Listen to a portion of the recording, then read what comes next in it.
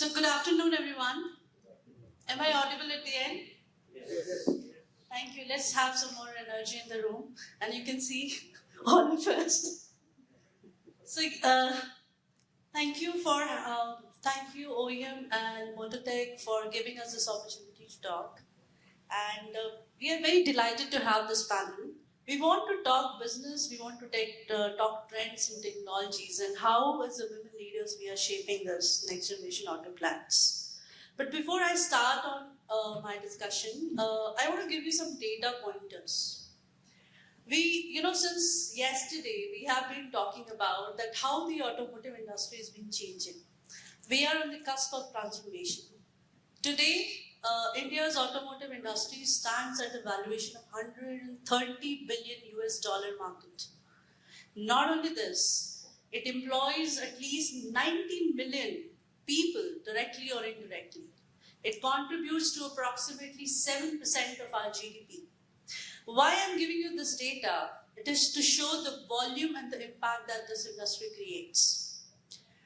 We also heard about the technologies, digital twin, robotics, IoT, and what all that is shaping not only the manufacturing, but the designing to manufacturing to supply chain and all those whole arena of the automotive industry. The point here is, how are we adopting this transformation? And how inclusive are we for this transformation?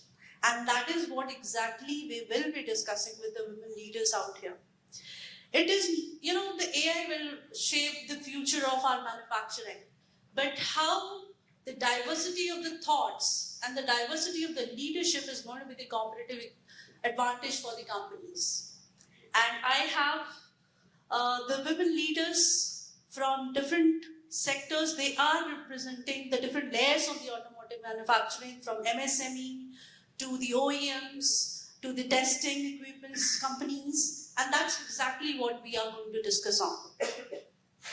So what I request my panel is, when we are putting up the question, do introduce a brief introduction of yourself as well, so that our audience can connect with you. So my first question, Kaan, goes to you. So Kaan comes with the sheet metal and auto components experience. So, you have seen this industry from being a traditional industry and now adopting onto the digital system. How have you seen this conventional manufacturing, especially coming from the auto components, this thing, changing, and how is this automation and digital system? And I would be very happy if you can give the examples from your industry, your organization. Sure. Good afternoon, everybody. My name is 𝗠𝗢𝗧𝗢𝗂𝗧𝗢𝗂. I am the CEO of 𝗙𝗂𝘁𝗀𝗃𝗃 Industries. We are an MSME and are a sheet metal automotive components company. We have factories in Pune, Jamshedpur and Lucknow. And our primary customers are four-wheeler automotive companies. So I'm the second generation in our company, started by my father. So the earlier systems of how companies were run were more where the promoter was very intricately involved in the tasks, everyday tasks and operations as well. Cut to now where the requirements by OEMs and our customers are such that a single person cannot handle the requirements of a shop floor or all the strategies and certifications that are expected out of any tier one. That being said, it required that we bring in systems into the company. So IITF and bringing OSHAs and EMS and all these things are there. But while bringing those in, like our earlier panelists mentioned, that it required a lot of training of people. And that training of people was a journey in itself. It's still a continuing journey. We launched a program some 5 years ago called Shine, where we were actually identifying people on the shop floor, operators on the shop floor who wanted to become part of the journey to learn and skill themselves. So that automation part of it, became a journey where there was a plan for automation and the people were also being trained simultaneously. Now, at this juncture, what we have in the factory is camera-based inspection systems which are manned by operators. We have people using iPads on the factory floor, and being able to inspect parts using that iPad. We don't have the fear that this person will not understand how to use this technology because they were trained accordingly to do that.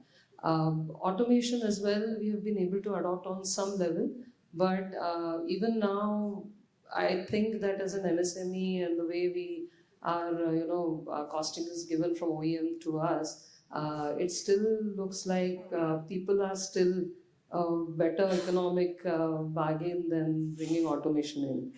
It's a forced automation sometimes, which we obviously invest in. Put in SPMs or put in robots or put in sensor-based systems that will give us the necessary output. But most of the time, it is really because somebody insisted that that was required. Some examples that Neelam insisted that I give. So we actually, because I also have a background in computer sciences, and I was a founder of a company that worked in manufacturing IoT, which later on got bought over, but which is why I understand if people are worried about startups and startups surviving, and then the fear that they will give services or not, it's a real risk. But what I realized in this whole story was the disconnect between the manufacturing industry and the technology industry. The technology industry does not understand what manufacturing industry wants, and vice versa. Manufacturing industry does not understand what technology is out there that will help solve problems. So we in fact created a competency center in 𝗙𝗲𝗏 Industries with Algo Analytics, which another company which I am a director in, to bring in this kind of competency in the factory shop floor. So we actually have data scientists sitting in our factory, talking and engaging with our engineering team and our operators to understand what kind of things can be automated. So, road activities, things where people need to fill in records, people need to, there's no analytics, but just a record keeping activity, something that people are extremely bored of doing and always bypass. So these kinds of things we are trying to, solve through this competency center.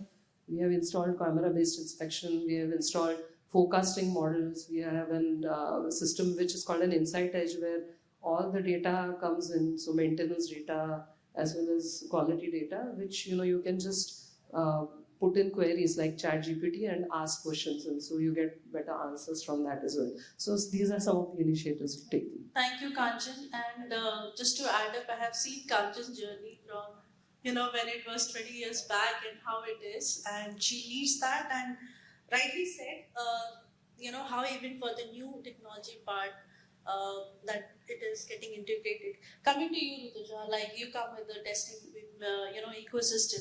So if I have to ask you, Rituja, like testing from IC vehicles to now EV, and you guys have been there in this from last 56 years. So how have you seen this trends changing, and how you guys are adopting to it?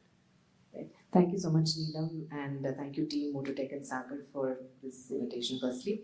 So a little background about us. Mine is I'm a second generation in the family business, which my father started 56 years ago. It is called SAJ Test Plant Private Limited.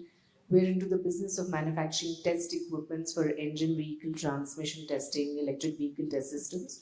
And it was a company, back in the day, it was a startup 56 years ago, when these products, there were just two countries and two companies worldwide, one in UK and one in Germany, which were supplying these products in India. So obviously there was a pain point with the customers on the service front, on other areas, and therefore my father took the plunge 56 years back, an alumni of COEP. He started this in a garage as a startup, and there was no precedence at all. And the journey has been extremely fascinating along. But the thing we started off with was engine vehicle transmission test equipments.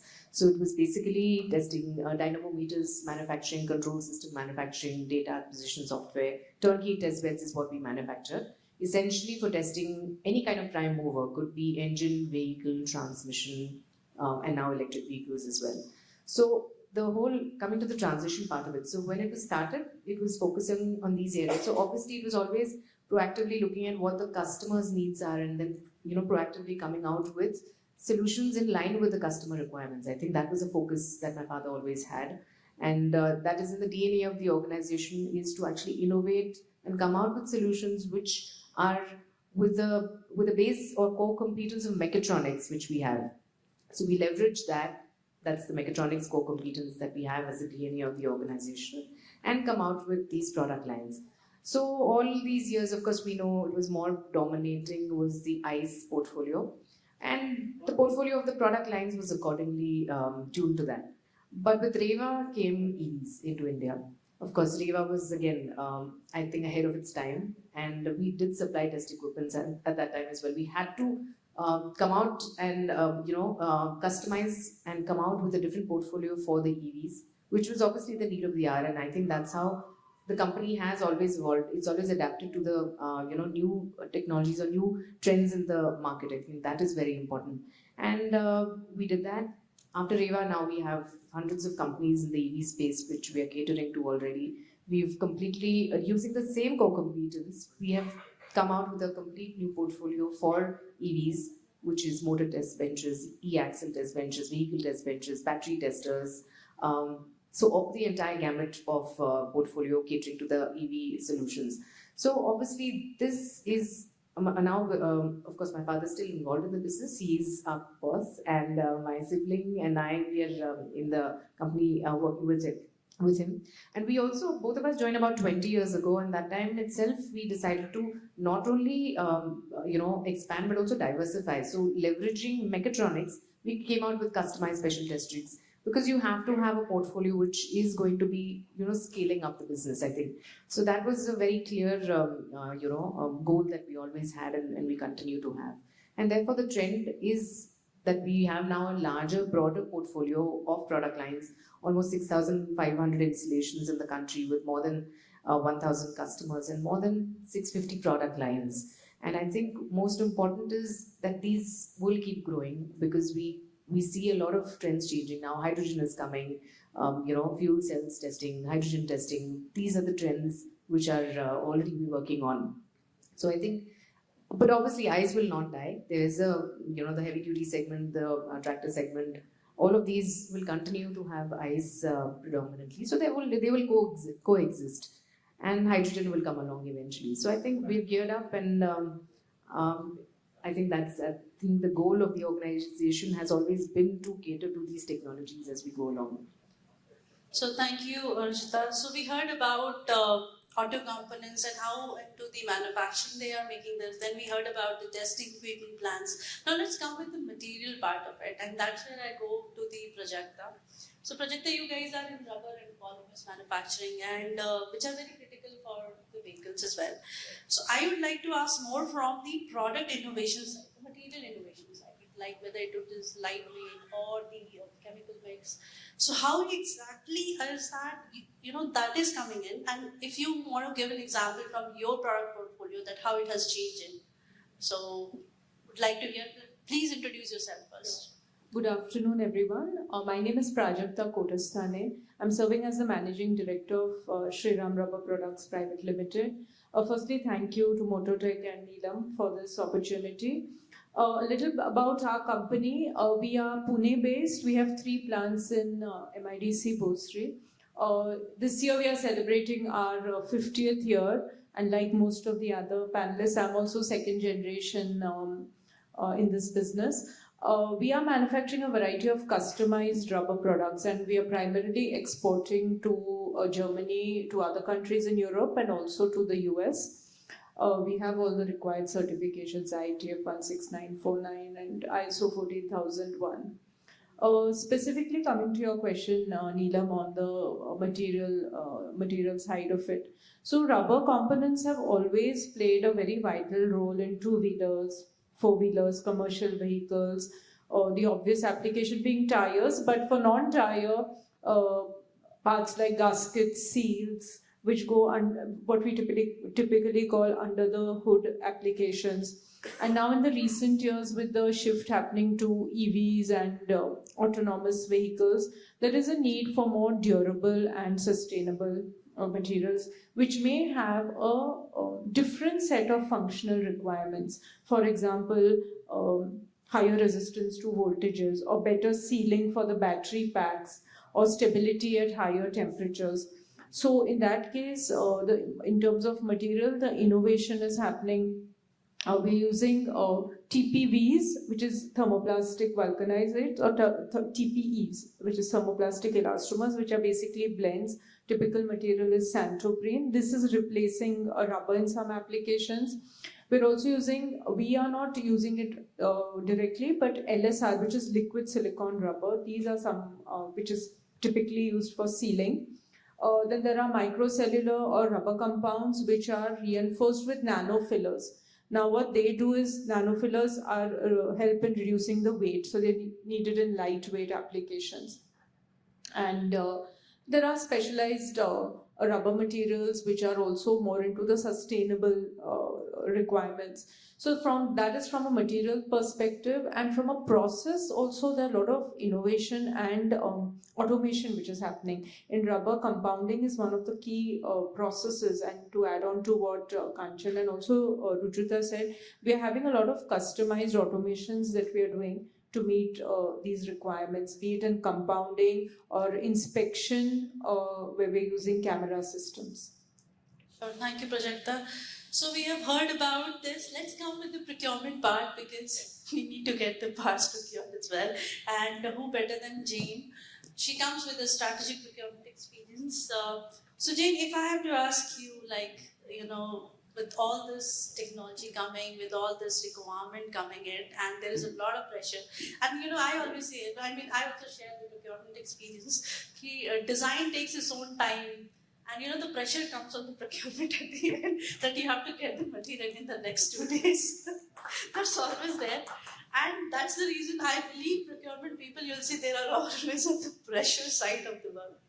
So if I have to ask Pandey, that with this evolving things coming and there is a demand, how is the procurement transforming, especially with the digital tools thing and automation and data-driven decision making? Because nowadays there's a lot of demand that we need to make the decisions based on what's the data. And in fact, many of the customers, they ask, we need to see the live data.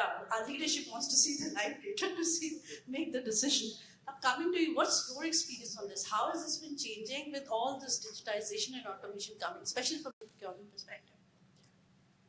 Thank you, Neelam. So my name is Jane Nazareth Basu, and I lead procurement, indirect procurement for Cummins. So I will break your questions in two parts, right?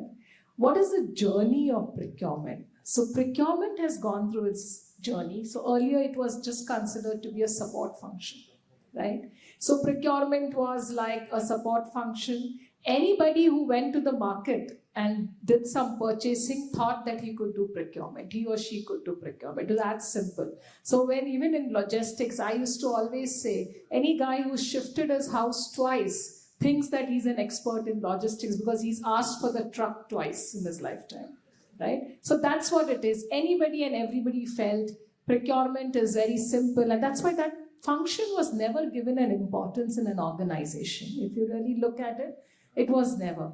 I think COVID was a breakthrough. When there were huge supply chain disruptions, when vendor couldn't deliver, and I think somewhere the procurement function stood up. I know within my organization, yes, we did. Like there was a rush on how we were going to get material from any part of the country. Even as simple, I think the day the whole place, I think somewhere on March, I remember, 2020, the whole rush started to procure something like a mask, right? There were no masks available. And I remember we did that. We bought masks and shipped them to China because China was in need of Cummins China. So that's when the importance of procurement started coming in.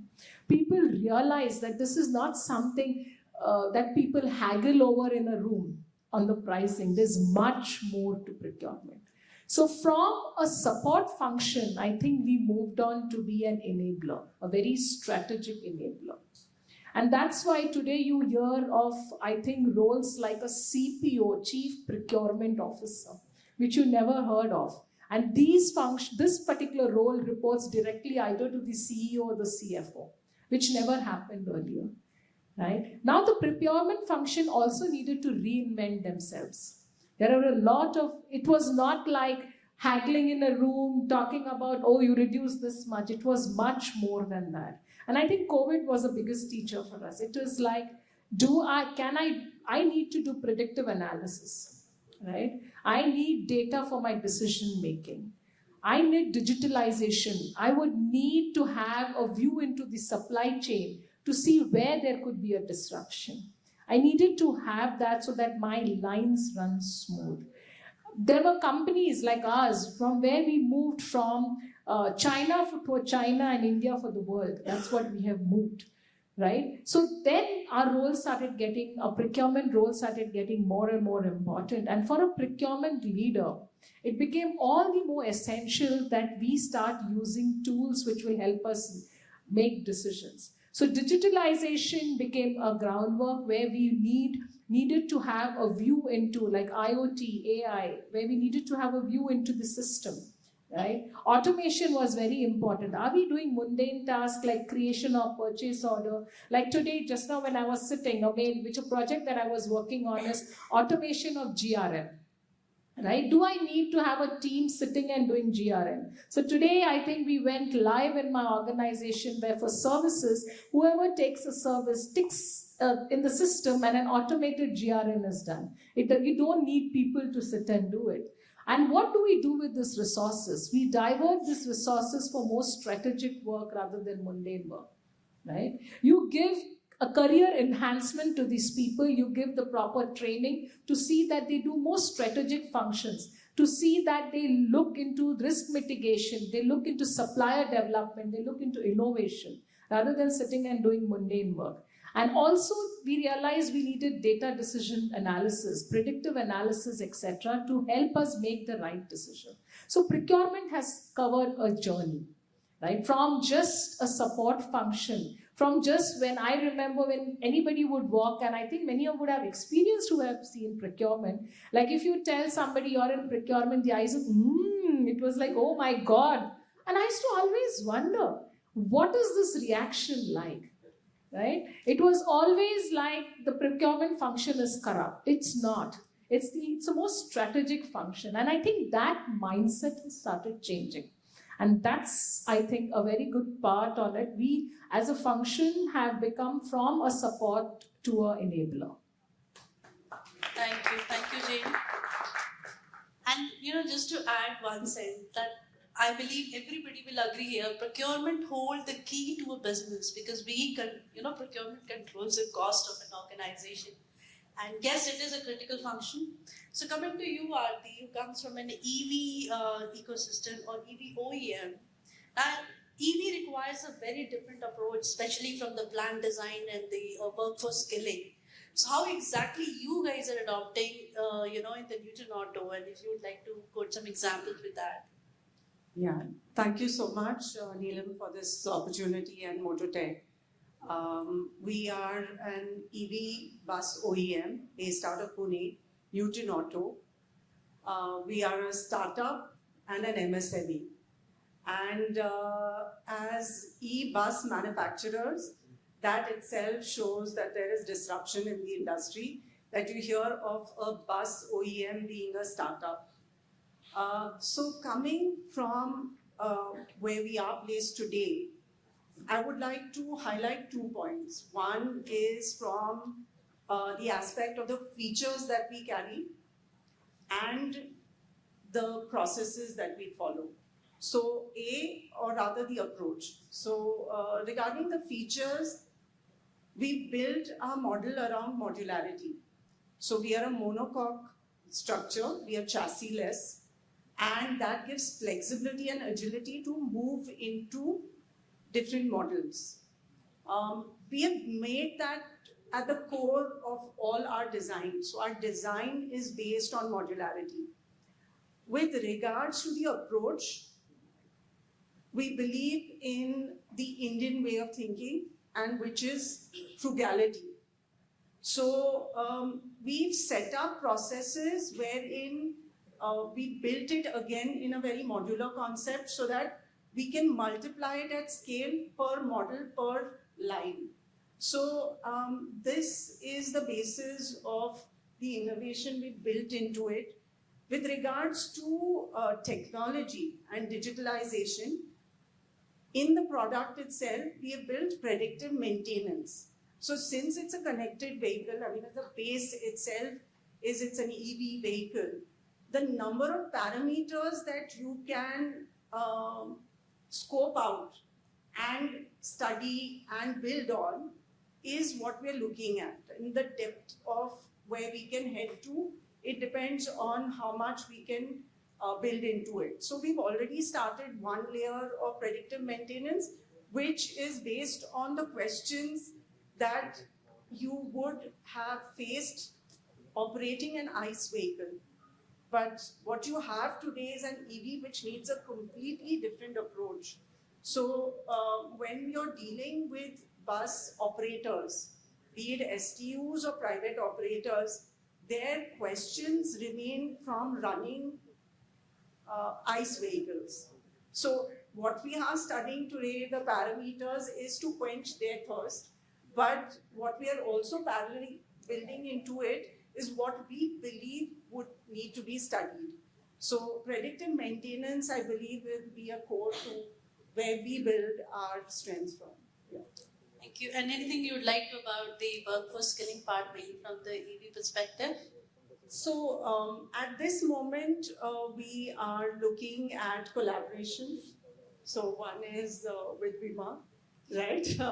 So with regards to that, but apart from that, we also are looking at basis our approach, how we can build it into our workforce. And since we are front runners in it, we're looking at building our own processes at the moment. Thank you, Aarti. So, as a part of the second round of discussion, I also wanted to focus on the skilling. Yesterday we saw there's a skill demand and supply gap. And I'll tell you, the number says, only for automotive industry, by 2030, we need more than 70 million skilled workforce. To the numbers, what's being projected. Now the thing is, today I'll tell you, and why I'm telling you this number, because we work in the skilling areas a lot for both the blue collar and the white collar. Today, actually, if you see, there is a huge demand. There is a demand versus supply. There is a 4 times deficit. Now, people ask me, is it unemployment? I do agree there is unemployment in our country, but there is more of a skill deficit that exists. And that is why, as the next generation companies or the companies, as we are projecting that we'll use technologies, but we need to have skilled workforce as well. And that's where maybe, Rajita, I'll come back to you again. Now, viewing this, how is the skill gap, especially if I have to talk about your industry, testing equipment industry, and how exactly, what steps that you guys are doing at your organizations to fill up this? And if you would like to go those examples so that our audience can also learn about it. Sure. So as you rightly mentioned, Neelam, skill deficit is what exists because there are a lot of colleges churning out lots of engineers by the year, by the, different specializations have also come in. But unfortunately, the candidates that we interview, we do not find them up to the mark as well. I mean, we see that there's a lot of, unfortunately, dearth of depth in their skills. And even, like for example, mechatronics didn't exist as a specialization in the past, and our company needs mechatronics engineers. So it's come up in the recent past where we have that specialization, but still we don't have engineers who are experienced in that particular, as a qualification and then working in that domain available to us. So what we are doing is a couple of initiatives. One is we've tied up with actually MSBT, where we've been running this program with MSBT, Pan Maharashtra. All their diploma faculties actually come to us and get trained on a 3-day rigorous comprehensive training program where we are actually giving them hands-on technical, theoretical skills where they can impart it in the colleges that they go back to. So I think that in that way, we are actually trying to sort of train the faculty to be sort of, in a way, getting the skills from the industry and percolating it down to the students. I think that is one indirect way of doing it. That is something which has worked, and I would say for almost 7-8 years we did that, and post-COVID now it's taken a bit of a break, but then we are resuming that with MSBT. The other thing we are doing is, of course, engaging students very, very closely with us on live projects, internships. Then also I believe in Industry Academia Connect very, very strongly, and I've been advocating that cause for a long time. So I personally visit colleges, even right from school levels also, because that's the foundation, right? So at the foundation level itself, we want to, I want to give that at least that insight as to what is the industry looking for, what are the, what kind of students or what kind of manpower we're looking at, so that at least the colleges get sensitized, the students get sensitized about it, and then they want to actually sort of even tune their syllabus which is in line with the industry. So another initiative that I'm doing there is getting engaged on the board of studies of certain institutes, like there's 𝗠𝗢𝗧𝗢𝗂𝗧𝗍𝗂𝗔 University, which is on the highway, and they have the board of studies for mechatronics. Similarly, I'm on a couple of other board of studies where we can, from industry, tell what is it that we're looking for, what kind of skills, what kind of curriculum, which will be relevant to us. So at that stage itself, if you get involved, then obviously the what is taught to the students is what is needed for the industry. I think that is another engagement that I believe in, and I do it very actively. Also, as I mentioned, industry visits.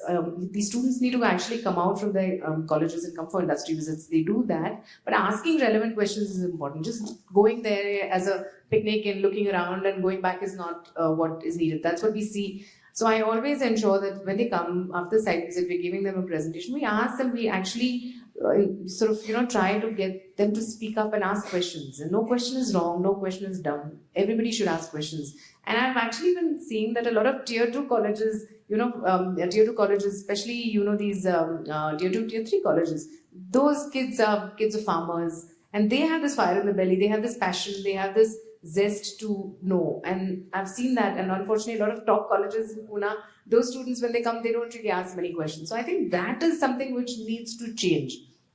I think that is very important, and I keep saying that wherever I go. Also, I believe in, giving also a lot of insights to different colleges or graduation school level or post-graduation as to what is it that the industry needs. And also giving the insights as to, okay, now there's a startup focus by the government. So, even if they want to take up the startup route or get into the professional world, what is it that the, takeaways are? What are the important aspects that need to be considered, and what are the options they have today? I think that's important.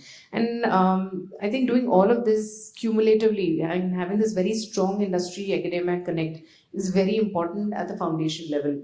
I think this is, of course, it's an ongoing activity. I wouldn't say that we've still been successful in getting, 100% of the requirements that we have. It's a journey, and I think eventually this will bear fruit, and I see it happening. And I think colleges are getting sensitized, and they're open to this autonomous industry, academia connect and industry tuned syllabus. Thank you, Rajita. Coming to you, Aarti, again, especially, we have seen, and in fact, as a consulting company, we have seen the trends of hiring more women for the electronic manufacturing company or the EVs. I mean, that's from the perspective we have been seeing, and we really want to thank those OEMs and those companies who are doing it. But I want to ask you, Aarti, that how are you seeing this whole in the EV ecosystem? Women are, supporting this in EV manufacturing, and how are they scaling up this? So if I have to understand from your perspective of understanding this EV ecosystem, and if you want to share your point of view on that. Yeah. So we are currently a 1.4 billion population, and I mean, if you just take the current count that's there in this room, with the women sitting here and a few in the audience, That is the state of most of the conversations that we enter into. However, what we're seeing is phenomenal growth in our country. And while I think all of us were studying in school and college, it was 50% women and 50% men, boys in class, right? But as you go into the workforce, you start seeing those numbers drop. The more you head into manufacturing, even more, you'll see those numbers drop. So in the recent past years, I've seen that there is a change in that. There is definitely a change in every single level and strata of the workforce. And that's very heartening. I've also noticed that the Indian mindset is if the family sees that there are women in the leadership, they're more comforted to send. I don't know whether it's an advantage to have women in leadership, but it is very comforting for the family. So I think I do not believe when I walk into any of the rooms, I do not highlight the fact that I'm a woman. I do not see any advantage or disadvantage. What they're looking for is a thorough professional in their interaction, especially in any of the conversations I've been in. But it does help to bring more women to see them have a person in leadership. So I think it's more like a responsibility held by those women who reach a certain level of leadership, are leading a team, that they continue to do so and don't drop off because of family and other health issues, etc. So I hope I've answered your question, because it's a vast subject. Thank you, Aarti. I'll add a few data points here. So, overall in manufacturing areas, and when I'm saying manufacturing, it not only includes auto, but others allied industry also, there are 14 million women who are part of the industry currently. And it is expected to go to 30 million by 2030. That means there is going to be almost double. That's the projection by the Niti Aayog and the others. The sad part is, today still in our auto manufacturing, we are just 12% representation. And out of that 12%, 5% are on the shop floor work and the others. We keep on talking about AI replacing the job. And I'll tell you, women, 28% is more likely to have the job losses due to AI. And this is just a data which was published last month in the Times of India as well. You know why? Because many of the women, and I'm talking about all this, they are into that repetitive and admin kind of work. And that is what exactly AI can replace. And this is a sensitive point, and that's the reason, I keep on talking about through the 𝗎𝗲 platform as well. And that's the reason we are working, that we need to skill them right so that they can be equally competitive and they can take up their work which suits their qualification and their education. Now I'll become more sensitive, but let me touch base on the other topic also, mainly from the supplier side and the innovation side. And I'll go with the QMSME and then I'll come to you on the for this part, Jane. So maybe Prajakta, I'll come to you.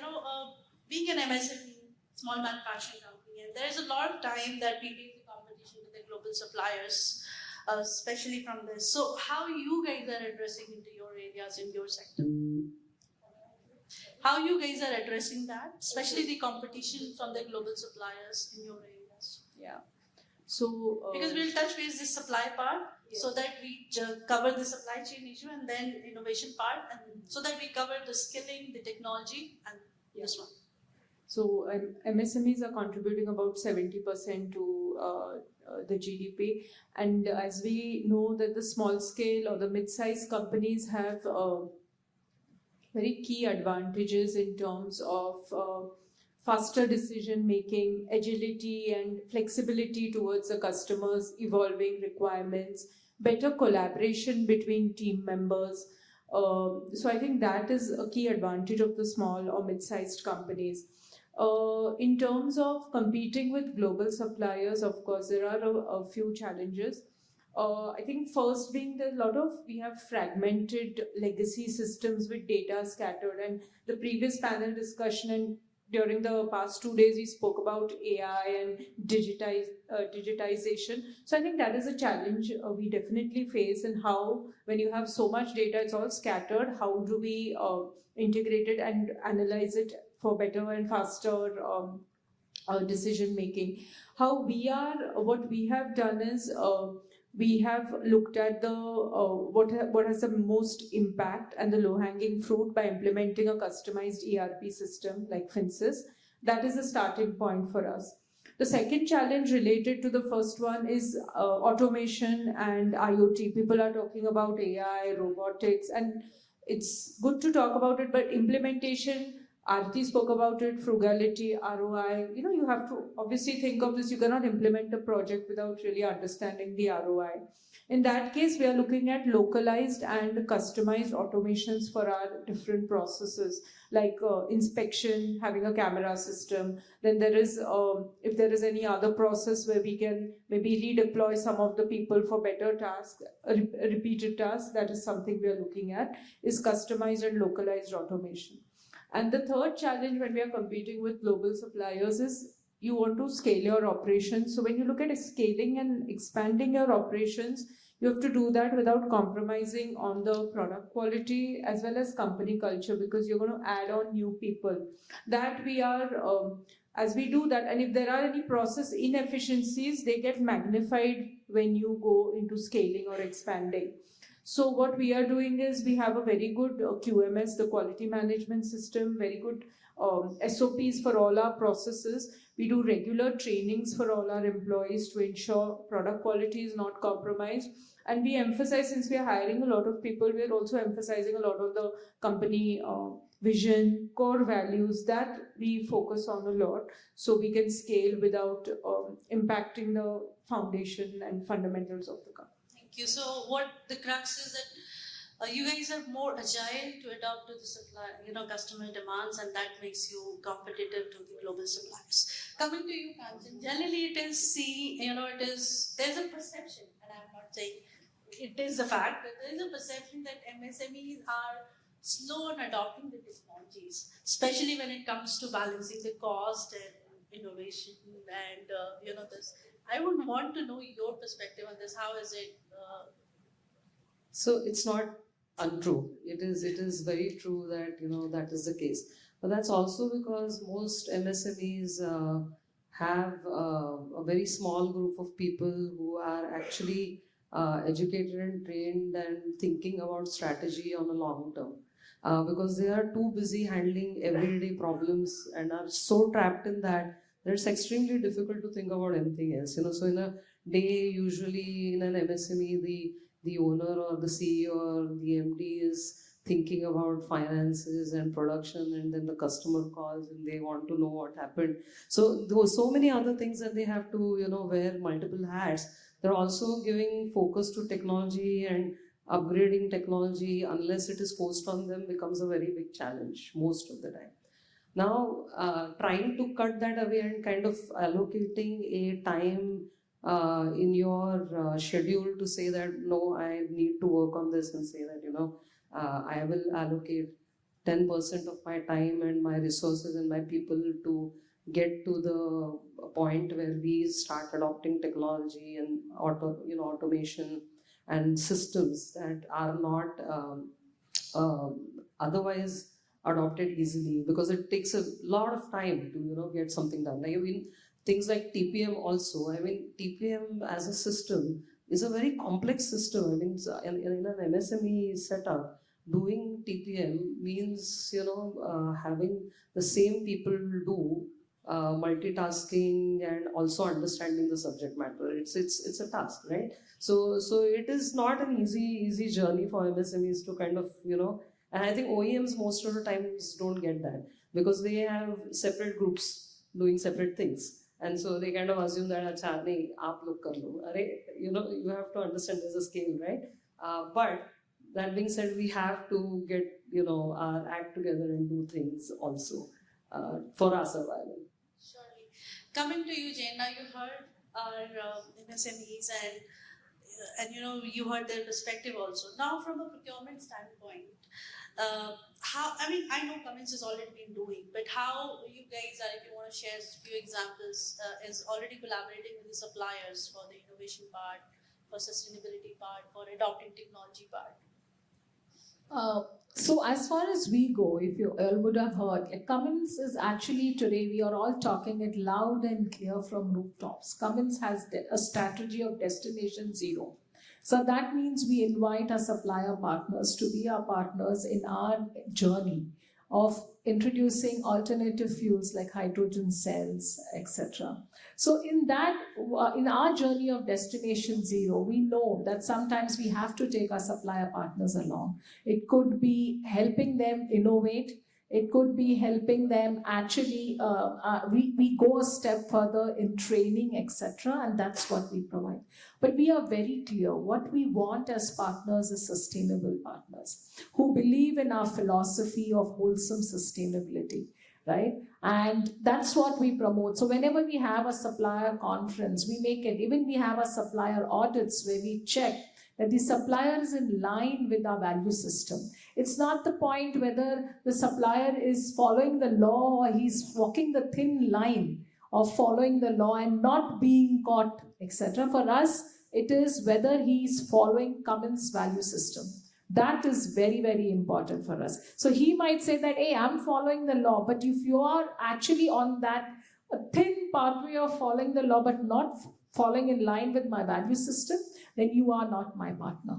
That's very, very clear with us. Thank you, Jane. And I've been indicated of the time. We want even audience to have the question. But before that, I have a very fireside one question to each one of us. And it's very important that we as a women leader leave that. So if I have to ask, maybe I'll start with you, Jane.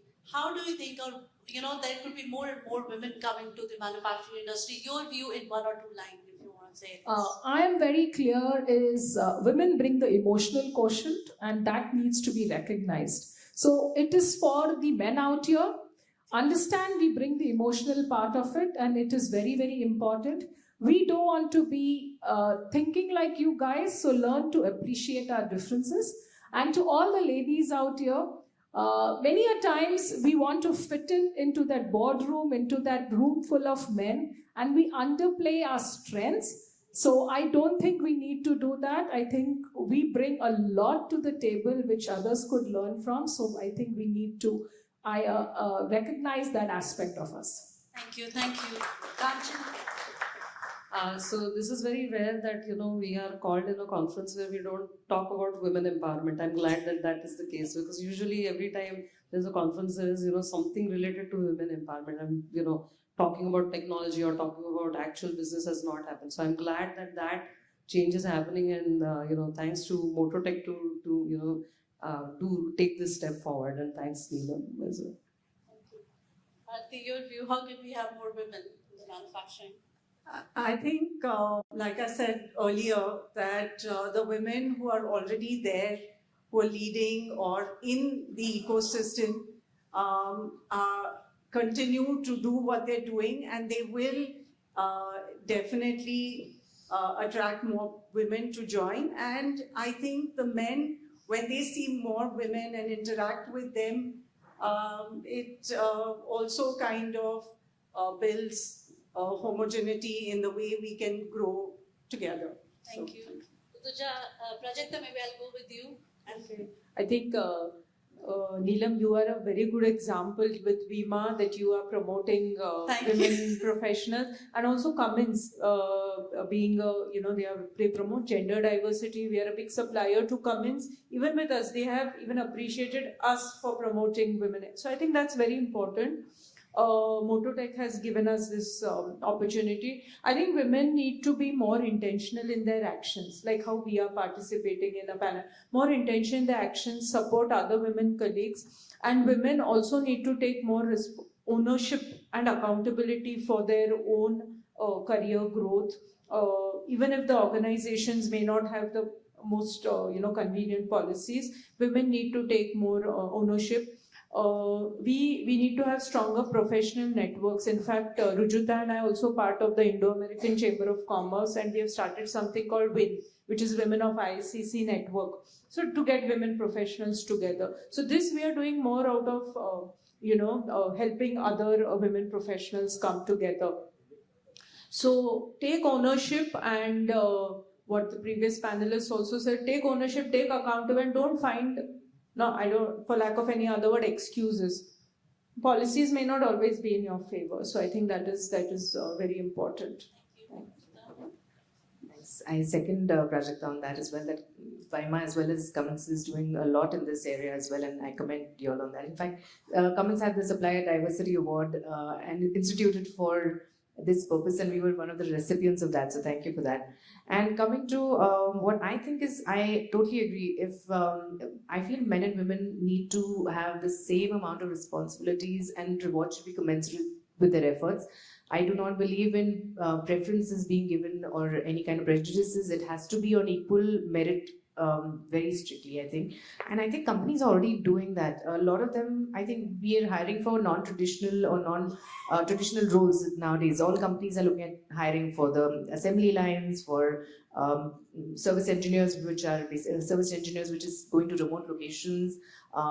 These are non-traditional backgrounds they are hiring for, or roles they are hiring for. Also, there are very good examples in our own country. Tata Motors has a plant where Safari and Harrier is being built. Both the SUVs are being built by an all-women plant, where this is a 3-shift operation, and there's 1,500 women building these. And in fact, I had gone and visited that, and the ratio of, in fact, it's got the highest productivity and highest safety and highest and lowest, accident ratio in that particular plant, which is an example already existing. Also, there's Bosch, where 100% women plant is actually making the power tools, which is already existing. So there are certain examples that are already existing. Also, there's a new plant of Ashok Leyland for the LCV engine manufacturing, which has, it's an all-women plant working for all the roles, be it logistics, production, maintenance. All of these are being actually, handled by women. So we already have such amazing examples. I think everybody should take these examples and actually follow these examples, and I think that's how we can increase more and more women into manufacturing and allied areas as well. Thank you, panelists. So my panelist has said most of the thing. I'll put up just the concluding thing. Indian automotive industry is going to be the 3rd largest by 2030. We need a lot of workforce, both the balanced workforce from both the gender. And we talked about technologies. So technology will shape the future, but mindsets also will be, and we need to have the diverse mindsets. So, and since, I can't go without data, I'm such a data-driven person. McKinsey report, one of the McKinsey reports says that if you have a diverse workforce, your organization is 25% more likely to outperform your peers. So with this data point, I want to invite, if anybody from the audience has any question for us, you can go ahead and ask the question.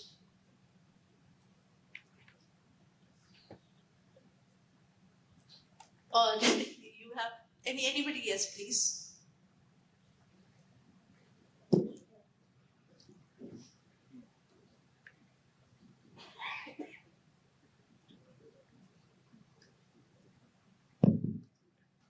Yeah, thank you for the opportunity again. My question from Ms. Basu ma'am, and then I have one point to add on related to women in power. So, Basu ma'am, there is one big question is there in most of industry. It's not only automobile or other industry sectors. When people are talking departmental wise, they are kind of independent department, like engineering is different, production is different, finance is different. But supply chain department is not a kind of independent department who have to take to majority of decision in their own manner, either development, either some new kind of scenarios. So what is the biggest challenge in management side? Why they are not promoting like supply chain department should be a kind of become an independent department who can give to some value addition, advices and suggestions? So if you look at it, supply chain is an independent function, a very strong function in every organization. Yes, we do need alignments. That is very important. Maybe engineering and design would be, I think, the base, the bud of it, right? But ultimately, every function in the organization needs very strong alignment, and we need that too. But if you look at supply chain on the whole, it involves manufacturing, it involves procurement, it involves logistics, etc. We are the backbone of any organization. And I think to a great extent, we drive and we are independent to it. But independent does not mean minus alignment. Alignment is extremely important, and that's what we do. Thank you. And from my side, one additional view, like here we are mostly talking about that automobile sector, women in power and all that. I need to add on one example, like I'm working with the power electronics sector manufacturing industries. So in electronics sector, electronics manufacturing industries, they are more than 50%. They're having to 80 to 90% of women-oriented manufacturing industries for this PCB manufacturing and other electronic components. So I have very glad to work with those kind of organizations where is the more than 80% women in power, even each and every steps and all that, testing, production, or even inbound, outbound logistic everywhere. So that is very nice to have women in power in these sectors as well. Thank you. Thank you for adding. Not only electronics, textile is one of the highest, food and beverage industry is one of the highest, but cement is to 3%. Heavy duty, this thing is again a lesser. So yes, there is an imbalance into that, and that is why we call it not only, so women in manufacturing and allied sectors, so we do a study across the industries. Thank you for adding that data. Thank you. If any other question, or we can talk offline. Thank you panelists.